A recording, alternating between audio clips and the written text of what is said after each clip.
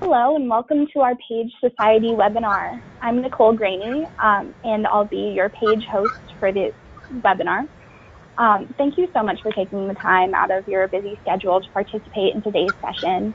Our hope is that after our time together, you will have both learned something and participated in a very strong discussion with our speakers. To ask questions throughout our webinar, you can participate by using the chat function on the side of your screen. We ask that throughout the webinar, you ask clarifying questions for the presenters and save your big idea questions for the end of the presentation, where we will have time for a Q&A. Now I'm going to hand it over to our speakers for today. Well, welcome and thank you for joining us for this presentation about the Global Capability Framework. It's truly international gathering, so good morning America, good afternoon Europe, and good evening Asia. It's entirely appropriate that we're talking about an international capability framework with such a wide group of participants. So who's here? Well, my name is Gregory. I'm a Professor of Corporate Communications at the University of Huddersfield, former chair of the Global Alliance, and joining me is my colleague Katerina, Professor Katerina Tsetsura from the University of Oklahoma. She's Gaylord Professor of Public Relations there, and was the lead researcher for the American research, and America was the biggest country to take part in the global research about the capability framework, more of which we'll tell you about later. Just a bit of introduction about the framework and why it was created. It actually came under the auspices, sorry, that's my colleague's phone, I'll just kill it. It actually came under the auspices of the Global Alliance. The Global Alliance is the confederation of all the professional associations of public relations and communication management around the world, and they were increasingly exercised by the fact that practice is becoming globalized, and there was no benchmark at all for assessing the capabilities of practitioners across the world, either whether they worked in global organizations or consultancies and needed to go to different countries and interact with professionals there, or if they worked for corporate organizations and also had a widespread set of communicators around the world whose practices weren't necessarily the same. For example, in China, there's no free press, as we know, and therefore that drives the nature of their practice. And so there was a demand really from you, the community of practitioners, for a global capability framework. We'll go into the detail of that in a little bit further down the line.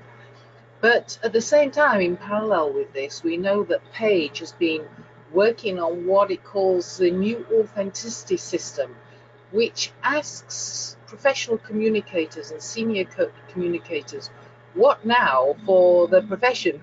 The world is rapidly changing. It's been turned on its head by technology, and they've come up with a range of requirements for communicators to prepare themselves for the future and to realize the potential of the profession around the world. And it's clear that these two go together. So what should we do? And therefore, how do we tool ourselves up? How do we become capable to do that? So if I could just ask Nicole to move on the presentation, please, the next slides.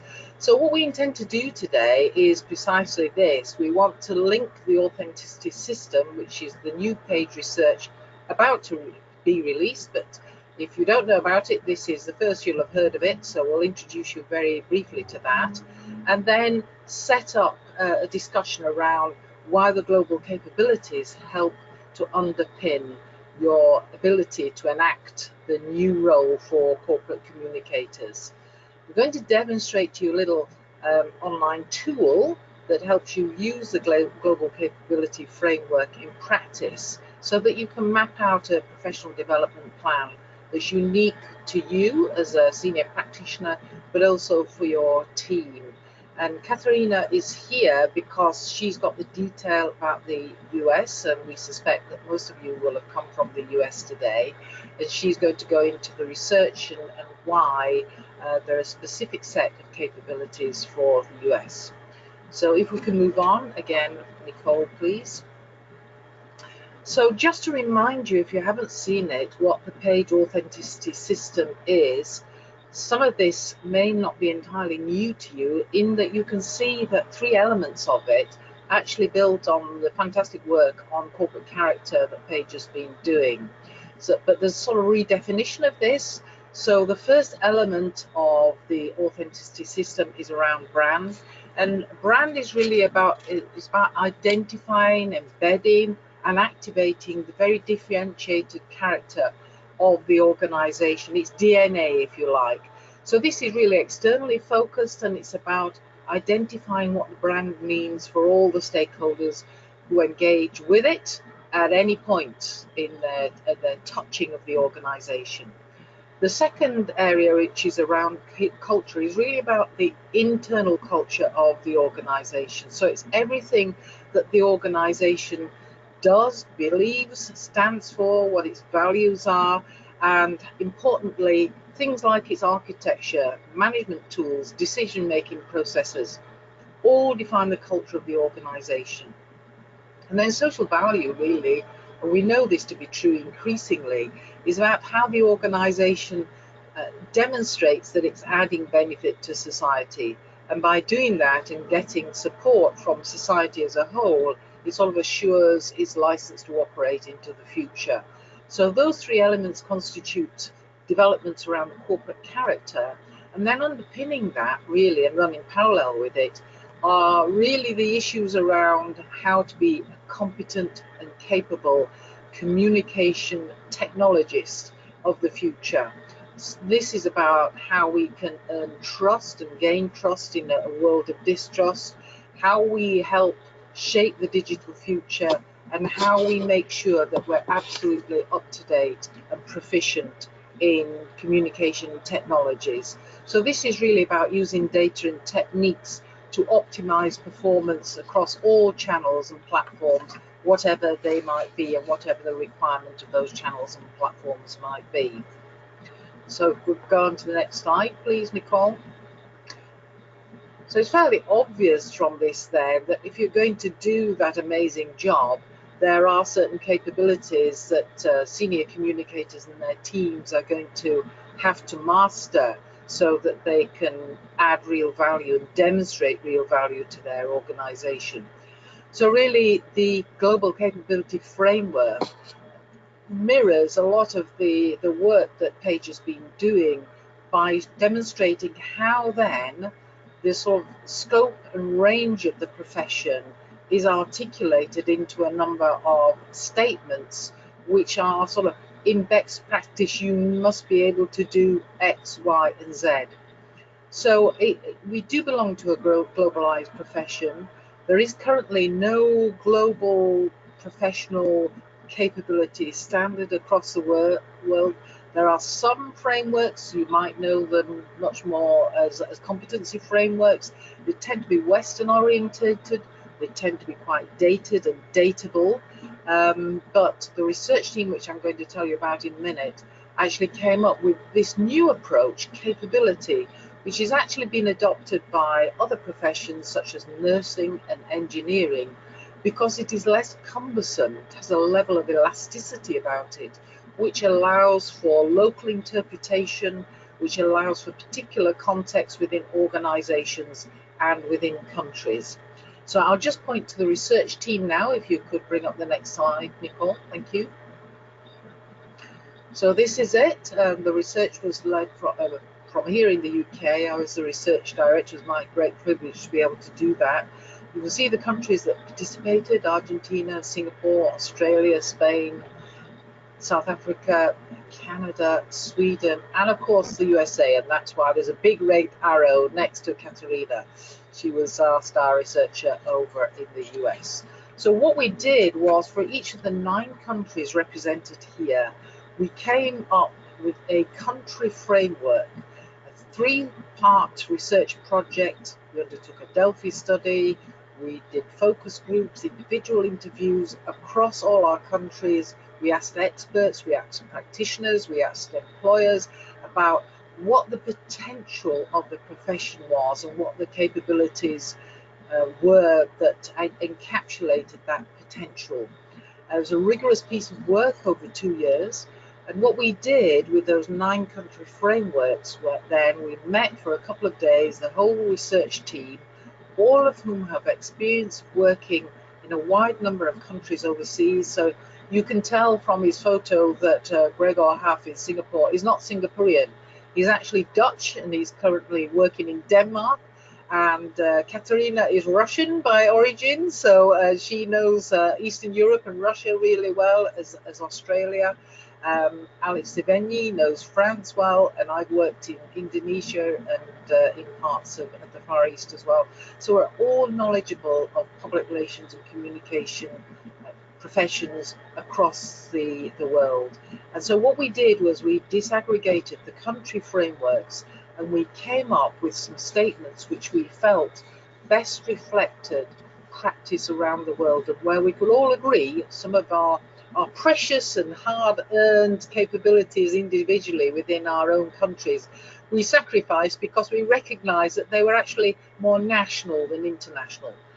But we came up with this framework after deep discussion. So we can go on to the next slide. Often the way that capabilities and competency frameworks are approached takes 1 or 2 methods. First of all, you can take the sort of micro to macro approach, and that is you come up with a whole series of building blocks for the profession, normally characterized as skills, knowledge, attributes, behaviors, and you come up with lists which try to encapsulate everything that we do in public relations, the whole profession, how it moves, lives and has its being.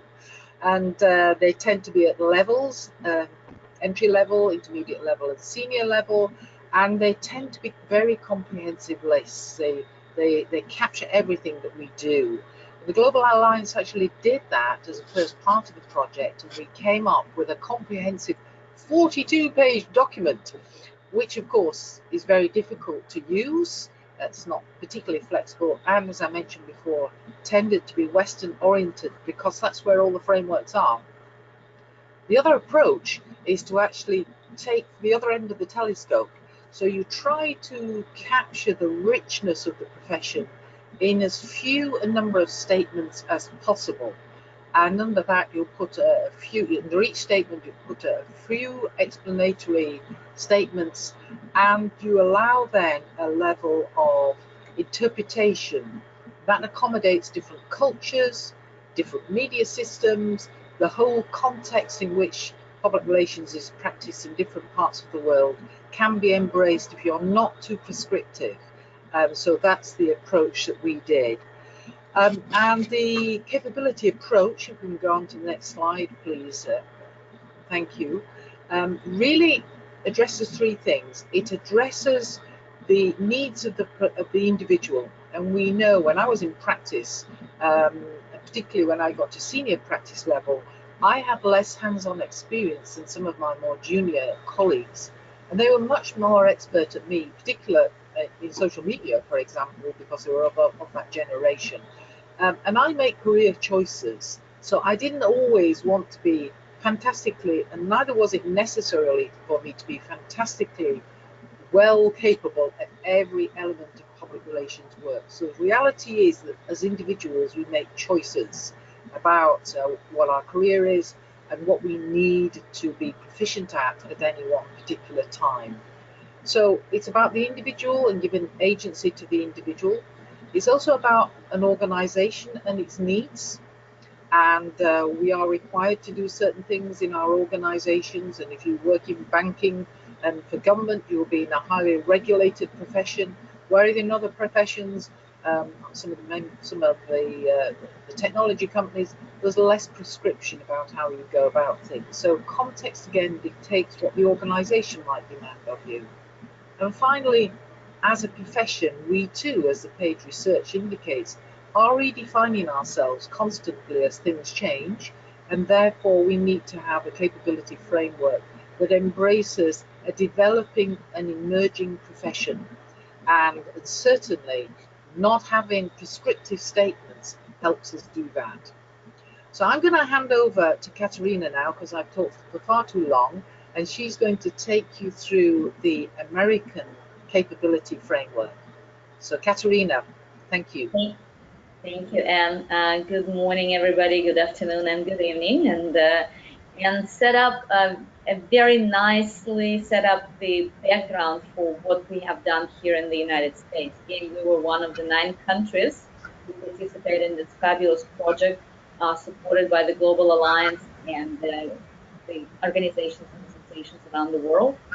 In the United States, we have followed the same methodology as in other countries. We started with a 3-stage process for research. First was the Delphi study, where we opened up the possibility for practitioners to contribute to conversation of what those capabilities might be. Just as Anne explained, we looked at the ability to capture all the aspects of what our profession is about and how and to what extent we as individuals can form and understand what we do, but also and how we can understand it in relation to our organization, in relation to our profession.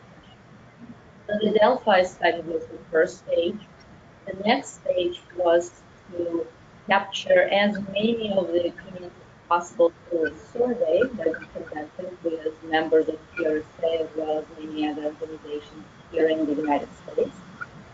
The final and the third stage was to conduct in-depth, semi-structured qualitative interviews with leading professionals in public relations in the United States. All this data together was analyzed and presented, and we did create our own United States framework, capability framework for public relations and social management.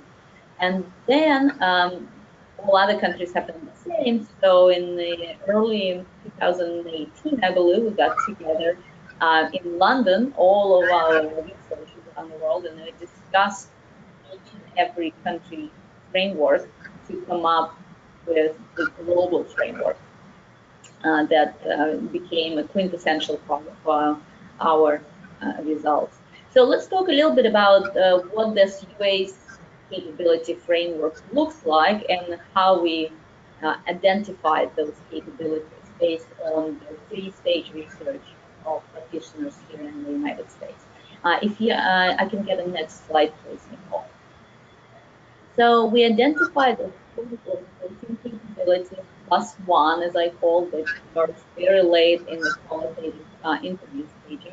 But we on purpose and intentionally did not number them, because as we got feedback from many of our leading practitioners and managers around the country, we realized that numbering them may present an opportunity for somebody to say that number one is more or less important than number 2, 3, or 4. So on purpose, we chose not to number them, but to give them letters, and that's what you see on the screen here right now. So let me go through these capabilities and just read them and discuss them with you. So the capability A that we identified reads analytical and critical thinking to interpret data and trends to help organizations to accomplish their communication goals. So again, this is the capability that unites the underlying patterns and meaning among the range of data, and also allows you to interpret data and trends that will help reshape organizations. Capability B reads strategic planning, making decisions and implementing communications based on strategic thinking. Again, this is something that captures the ability to understand business objectives and implement communication strategy to fulfill those objectives. Capability C, communication expertise. That is the ability to communicate effectively and understand the impact and manage communication via internal and external channels.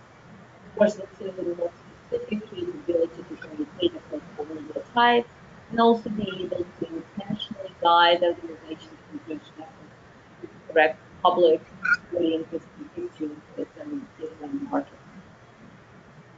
Capability D focused on working within an ethical framework on behalf of the organization. This is the one that stood out strongly in the results here in the United States, and we were so pleased to see the focus that our practitioners here in the United States put on the ability to act ethically, honestly, and be committed strategically to being deep picture thinking within deep picture thinking within ethical framework. The capability E reads make an influence, adapt, and see the future in a changing environment. And that, of course, is the one that captures the fluidity, fluctuations within the profession, as well as the needs for the organizations to be adaptable. Here we can see that public relations bigger than just on communications. It involves understanding and meaning making, which communication is only example.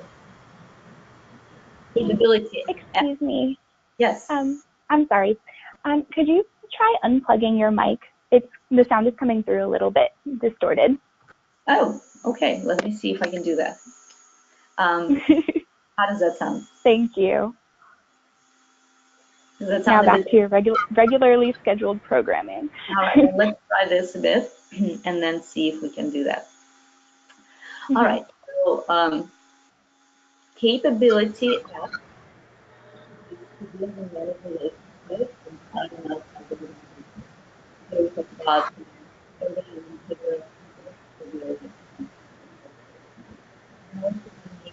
the sound is gone again. Is that all right? Let's see if I can maybe do one more trick.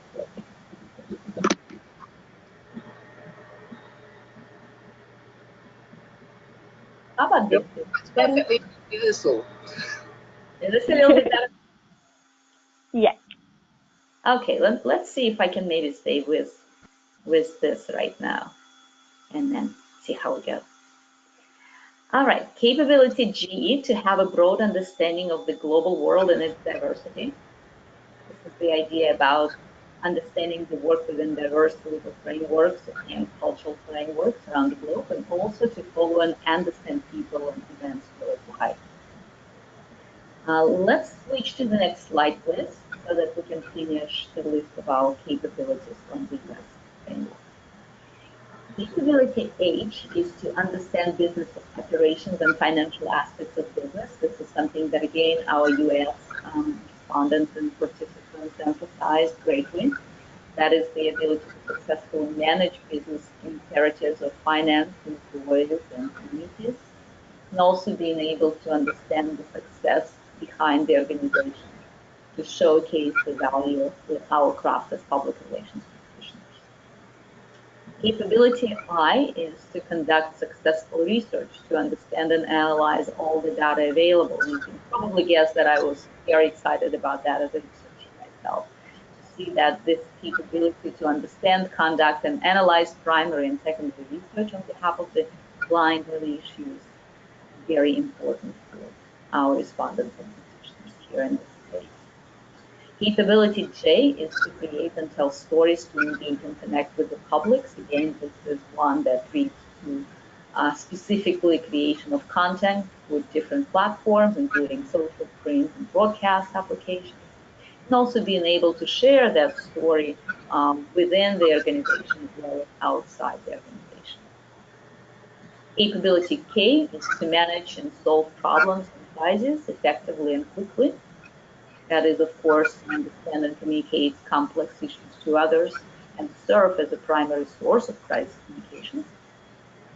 Capability L is to know how to listen to each other, which I would argue is one of the most important capabilities for our profession moving forward. We talk a lot about storytelling, but very little we talk about story listening. And that L definitely captures that listening capability. And finally, capability M is to better understand and utilize emerging media and technology. I did mention that we also identified one more capability, if you wish, capability N, through our final stage of a qualitative interviewing process, and that was the capability to learn and continuously adapt and improve within the profession. So that's how our US capability framework looks like. Let's get the next slide, please. One other thing that I wanted to emphasize is that we also compare and contrast the differences between the importance of capabilities in the eyes of academics in the United States and practitioners in the United States. And it may come as no surprise to many of you that both academics and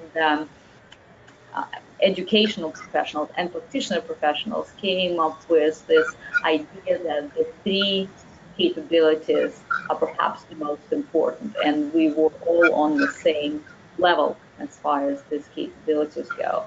We both identified the three capabilities that were important, and again, those were the A, B, and C capabilities: the analytical and critical thinking to interpret data and trends, to help organizations to accomplish their goals. Capability B, strategic planning, making decisions and implementing communications based on strategic thinking. And capability C, communication expertise, the ability to communicate effectively, understand the impact, and manage communication via different channels. It was interesting to see also that the cohesiveness within our data in the United States is quite nice, and we also have seen that the trends of the same capabilities repeated throughout the research in other countries. We talk a little bit more about that with Anne and others, and the very fact that many of these capabilities that came from the US framework ended up being in the global framework. Now, we can discuss, of course, the reasons for that and why and how the similarities and differences are built up within our profession, and I certainly will be happy to speak with you about those during the Q&A. One thing that strikes me is the very fact that the strategic thinking and ability to be flexible became one of the major drivers throughout different frameworks and made it into the global capability framework for public relations and communication management. Next slide, please. Nicole, can you please get us to the next slide? Okay, thank you very much. So at this point, oh, no, fun fact. All right, fantastic. So at this point, I will give the microphone back to Anne, who will now talk a little bit about grouping of those capabilities from different countries and present to you the global capability framework. So, Anne? So much, Katerina. And as I mentioned, the US was the largest country, and Katerina has also emphasized in her presentation that there are huge commonalities between some of the countries, particularly the Western countries, on the capabilities that they saw coming through from the research, but also from some of the Asian countries and Latin American countries as well. We could see that there was coming together, if you like, an agreement around certain capabilities. So for the global capability framework, we grouped these into 3 categories, as you can see. 11 capabilities in total. 4 went under what we would regard as capabilities that are unique to communication professionals. And if you like, this sort of scopes the operational remit of professional communicators. So aligning communication with organizational purpose and values, very much something that Paige talks about all the time, to identify and address communication problems proactively. So that is about issue spotting, issues management, understanding what stakeholders want and how they want us to engage with them. The research that Katerina quite rightly laid great emphasis on, so that we can be proactive, so that we understand how our stakeholders engage both externally and internally with the brand, as we mentioned earlier, and with and defining the culture of the organization, and coming up with appropriate communication strategy and tactics to address those needs and requirements, and to reinforce the brand, and then to communicate effectively across a full range of platforms and technologies. Again, touching on the comms tech agenda of Paige. Then there are 3 capabilities which specifically contribute value to the organization, we believe. Of course, all the communication capabilities do, but if we're looking specifically at how we interact with the organization and add value at that level, then we facilitate trust and build trust and relationships with internal and external stakeholders and communities, whoever they might be. We build and enhance organizational reputation. And I know that the latest Page work indicates that we're moving away from a focus on reputation, but nonetheless, the idea of maintaining our license to operate and society giving us approval is absolutely mainstream to Page thinking at the moment. And then this thing about providing contextual intelligence, if you like, the chief seer of the organization. What's going on out there? What are the trends? What are the issues? How is stakeholder sentiment moving along? All these things crucially important, both at a macro and a micro level, and we are the professionals who are tapped into that. And then there are a series of capabilities there that we might regard as fairly generic to professionals, but what's at the heart of being a professional? Well, clearly being a valued counsellor and a trusted advisor to the most senior of management is really important. And we talked about purpose and mission and values. We talked about organizational DNA. These are the things that keep chief executives awake at night. What are we here for? Will people support us?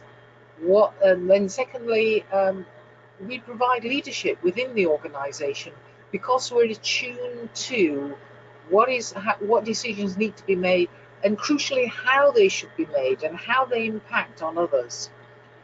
Working within an ethical framework on behalf of the organization. This is about aligning us with stakeholders and societal expectations, with that societal impact element of the Page work. And then, of course, to be a professional, we need to constantly develop ourselves. So to just give you a flavor of how we unpack these capabilities, and Katerina went through with you the sub-capabilities for America in more detail. So I'm just going to give you the flavor of one from each of those three areas. So if we could move on to the next slide, please, Nicole.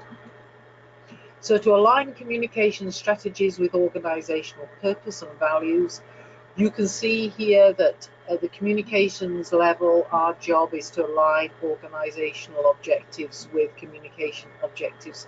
That's a no-brainer for all of us, we know that.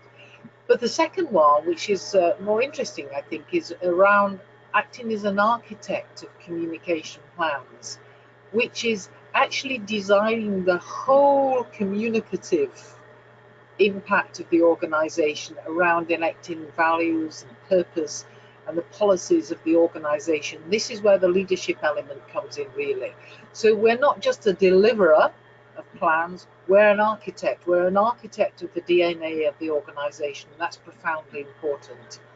And then understanding how communication can and cannot help an organization realize its objectives. So if its objectives are to do things that are against the interests of communities and society, it is our role to not support those, but to ring the alarm bells about the organization's legitimacy being called into question. So moving on to the next one then, which is an organizational capability, Nicole, thank you. Okay, so this is around building and enhancing organizational reputation. So is this about risk analysis? This is around defending and defining values and purpose. And you see here big emphasis on culture and its processes and practices and decision making. And it's about understanding things like the intangible asset base of the organization and levering that. What is its brand, its culture, and how do we make our organization sustainable from a point of view of people supporting its purpose and mission.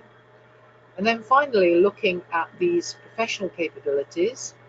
So working within an ethical framework, you can see that's unpacked there in terms of aligning business objectives with society's expectations. So this is the societal piece again here, and this is about ensuring that leaders of our organization understand the impact of the decisions that they're making, and if they're instrumental and if they're tactical and if they're seen not to be fair, whatever, then it's our job, of course, to ensure that the consequences and potential consequences of those actions will be made clear to senior managers, but also to counsel, of course, on a better course of action.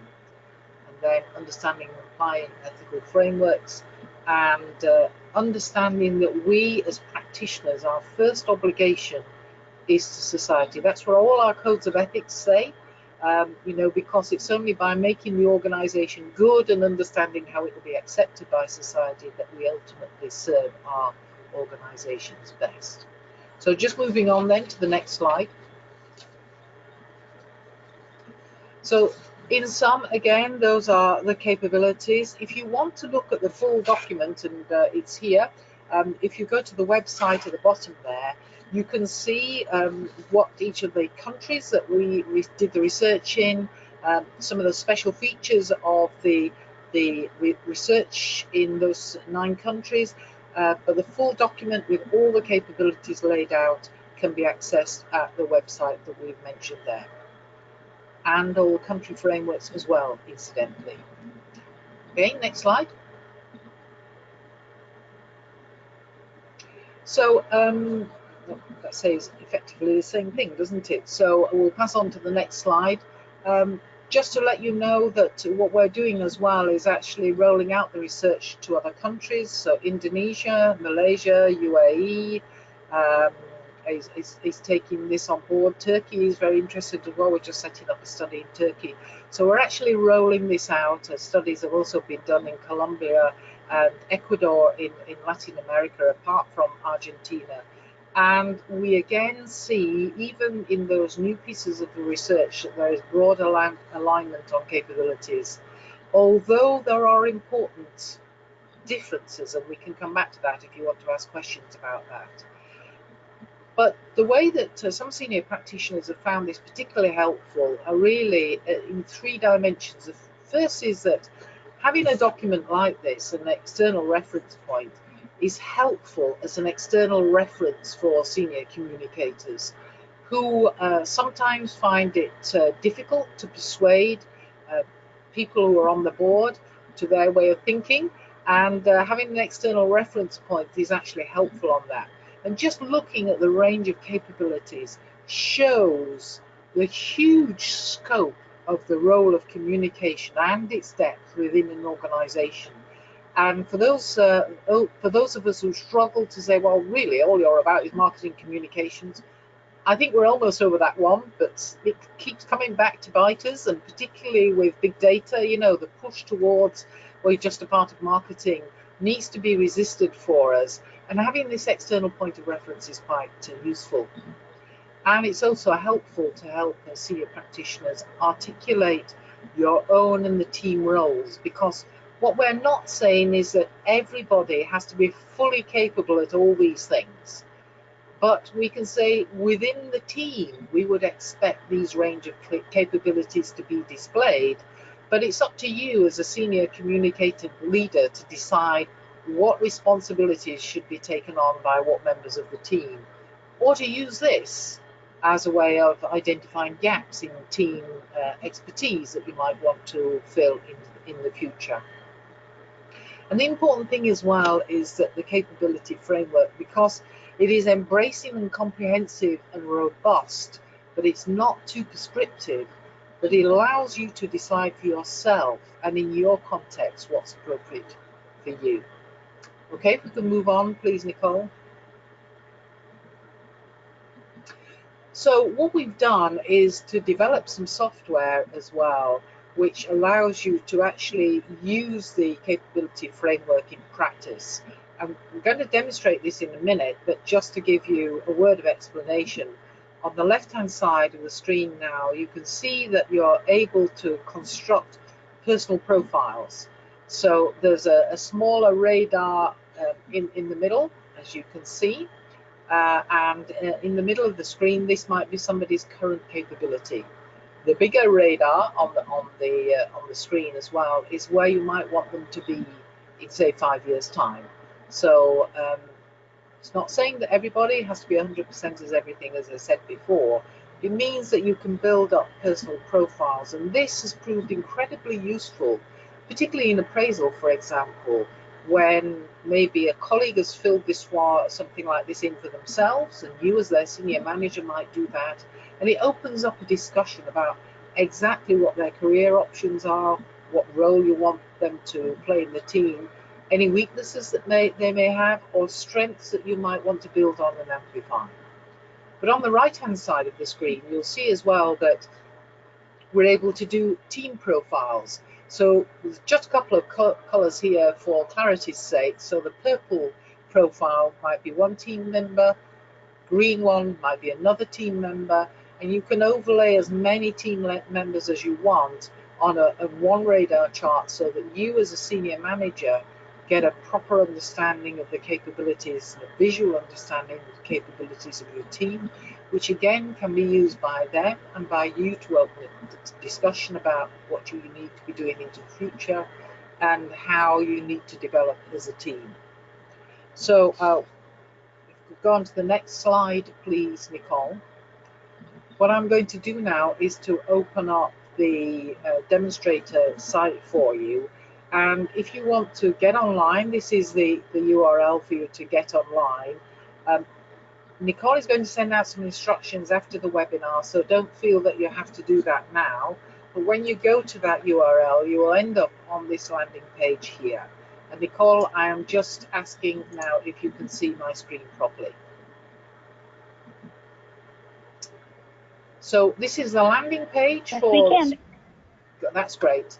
So what you would need to do is actually register first of all, but every time after that you would need to log in or log out. So here I am. I'm gonna sorry, I just need to log out for a second and log in again.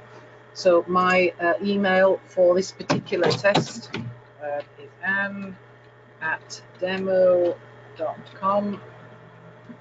You can even spell my own name properly, you know, on a good day. And the password is change 3. All these instructions will be sent to you.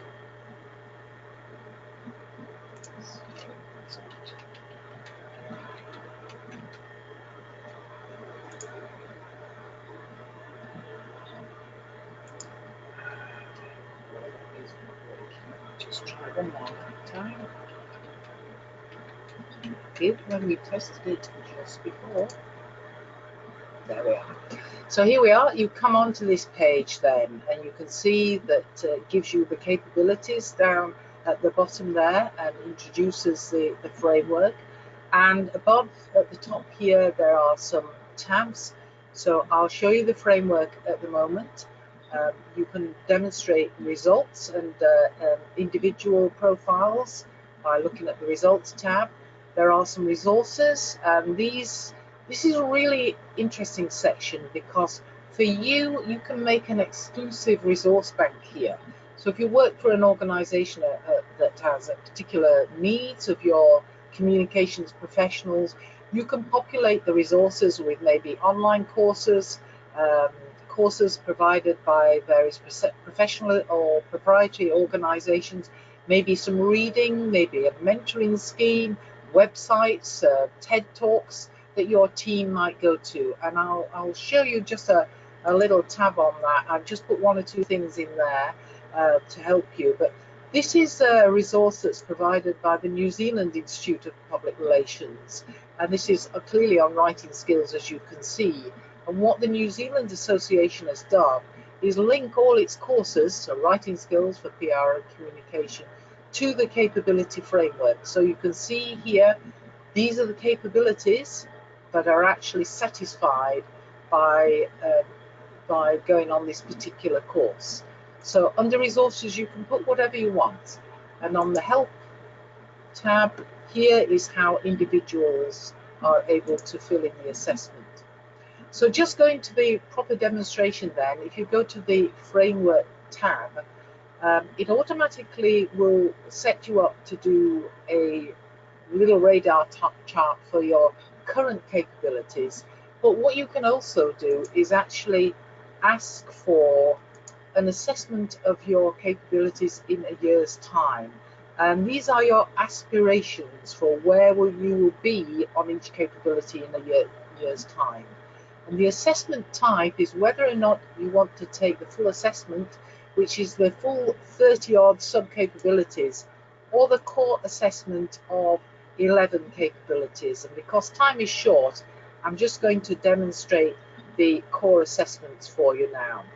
So we go to the first capability, and each capability is shown in turn. So what you do is you rate your current attitude in this capability. So aligning communication strategies with organizational purpose and values. Well, I'm okay at that, but in a year's time, you know, I need to be a lot better. So you'll notice that there are no numbers here because numbers are overlaid with all sorts of values for individuals. So we use this sliding scale. You have to be aware too that there is some gender bias in this, in that women tend to underestimate their capabilities and men tend to overestimate. That's just a fact. So you'll get individuals, or you can do this for them, to make a judgment about each of the capabilities in turn, as you can see. And there is no requirement for somebody to build a particular capability because another member of the team is doing that job, and you don't want an individual to become more expert in that at this particular juncture in their career. Then you can leave the toggle tag for a year's time exactly where it is, and that's perfectly legitimate. It's your choice. You know your organization, you know the context. So each of the capabilities shown in turn, as I say, and you come up with the profile here. You can do that together, you can do it individually, you can do it for yourself, you can do it for each member of your team. And then when you've completed the full capability set, all 11, You can save and finish that, and it will come up with a radar chart of where you are now. See, that's judgment on my capabilities with the capabilities numbered. So 1 is 1 here to align communication strategies with organizational purpose and values. If I add data here, I can look at score in 12 months' time. And you can see, as an individual, this is where I've actually said that I want to be in a year's time. Some capabilities require rather more work on them with others, and that, as I say, opens up a discussion. So this is the actual tool that you can see. I'm going to just close that down for a minute now, because we don't have time for me to go through the team version of this, but it's the same principle exactly. What you do is to measure each individual. You can give them whatever colors you want, potential now, and you can put everybody's profile on one radar chart, potential now, and 12 years, 5 years time, and again you can put either individual or collective results on the radar chart. So just moving back then to the PowerPoint presentation, if you can get that up for us again, please, Nicole, that would be great. Okay, so move on to the next slide.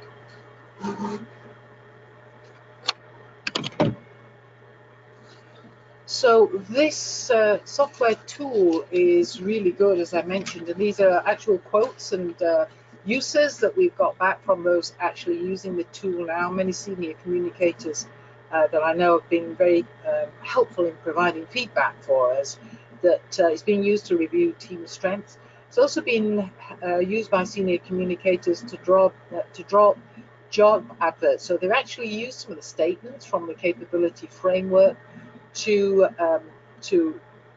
describe what they want in the expertise that they want in their teams. I mentioned appraisal and promotion, been used by them to argue for more responsibilities within senior teams, senior management teams. As I mentioned before, this is an externally benchmarked document, so claiming the territory within the organization is very useful and has been facilitated through this.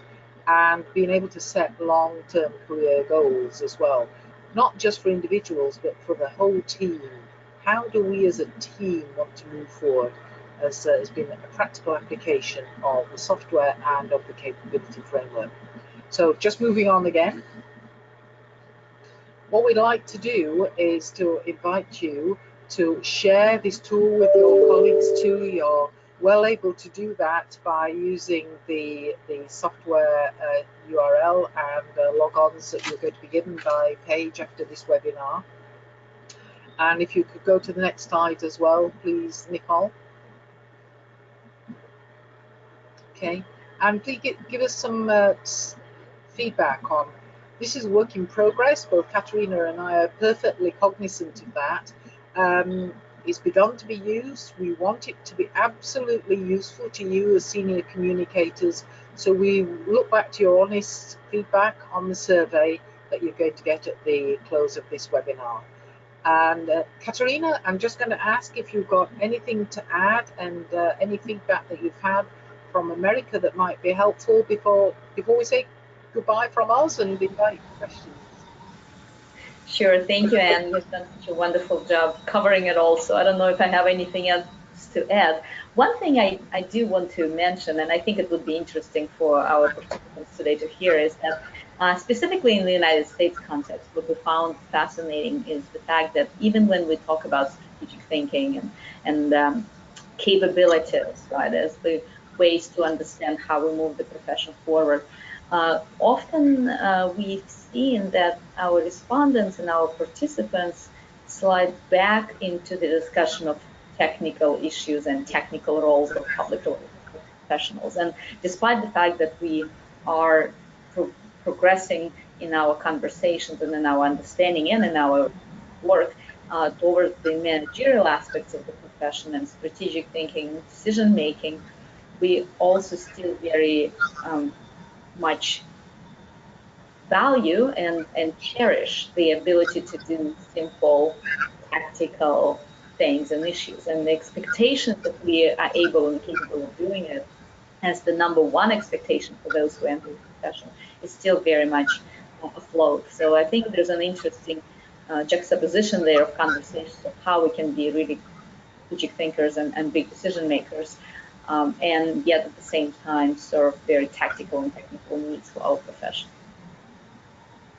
Yeah, fantastic point on which to draw our part of the webinar to a close. It just seems like an enormous comfort blanket, doesn't it? When it gets really hot, we go back to the things that we know well. But I guess that's same for a lot of professions as well. But that's very true. To finish on. Thank you so much for that.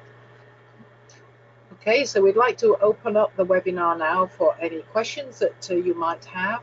And I know we got a couple in before the webinar started even, but we're very open to the questions that you might have. If there's any explanation we can give, or if there's any further information that you might wish for, then fire away.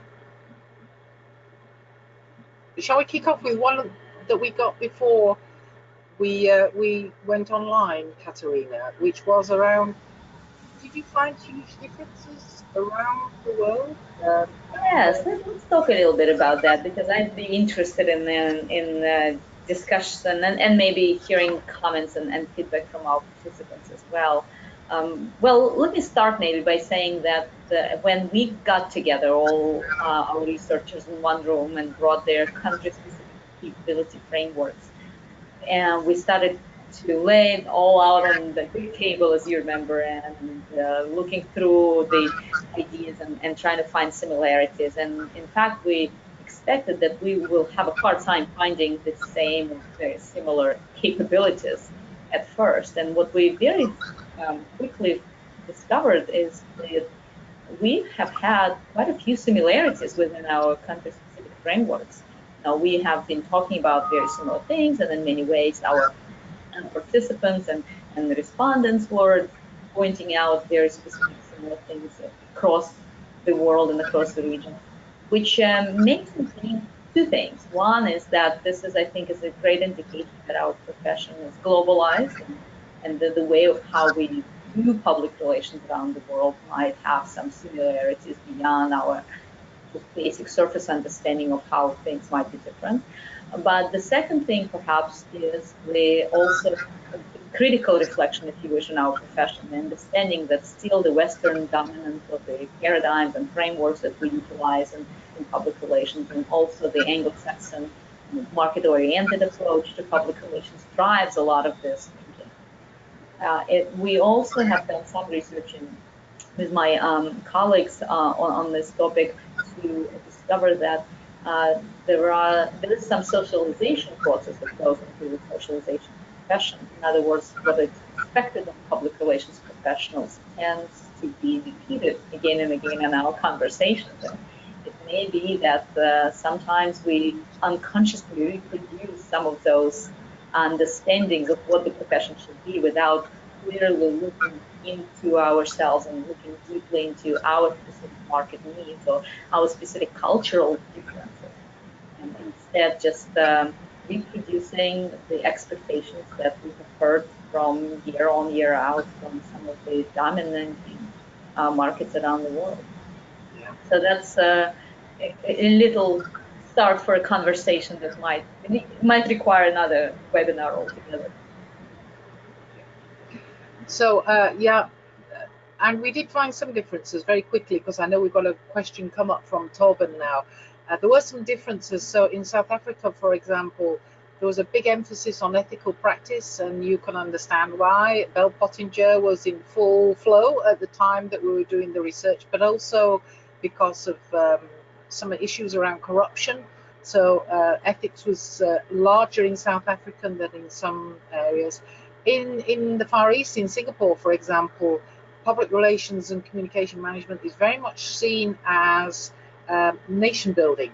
This is about Project Singapore. and it is for some of the other emerging economies as well. And its market orientation, as Katerina has just said, very much in Western Europe. So there were differences, and in some areas, for example, in Latin America, much more emphasis on personal relationships and personalized communication. So there were some differences, but huge similarities.